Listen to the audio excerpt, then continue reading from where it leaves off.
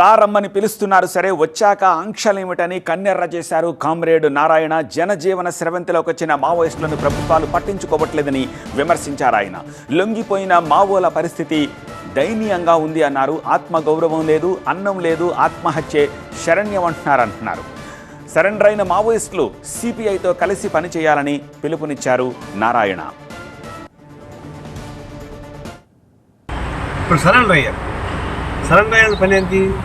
వాళ్ళు ట్రై చేస్తారు, మీరు వాళ్ళు 10 మందితో కలిసేందుకు అవకాశం లేకుండా ఆన్సర్ పెడతా ఉన్నారు. ఎందుకు ఆన్సర్ పెడుతున్నారు? వాళ్ళు ఇప్పుడు తుపాకు పెట్టుకుని తిరగడం లేదు. ఒక 40 ఏళ్ళ అజ్ఞాతవాసమైన వ్యక్తి ఫోన్ చేసి నేను ఆత్మహత్య చేసుకుంటా అని చెప్తున్నాను.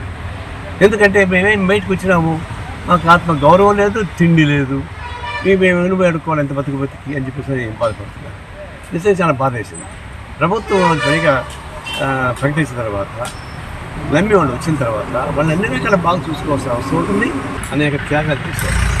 ఆ త్యాగం ఊరికి పోకూడదు. ఈ సేన జీవితం కూడా మళ్ళీ వామపట్టాలలోనే ముఖ్యం. నేను సిపిఐకి మేము సిద్ధంగా ఉన్నాం, అన్ని రకాలు ఆదుకోవడానికి సిద్ధంగా ఉన్నాం. ఈ ఊరు ఆత్మహత్యను పోగొట్టుకోవాల్సిన లేదు, ఆత్మహత్య చేసుకోవాల్సిన అవసరం లేదు.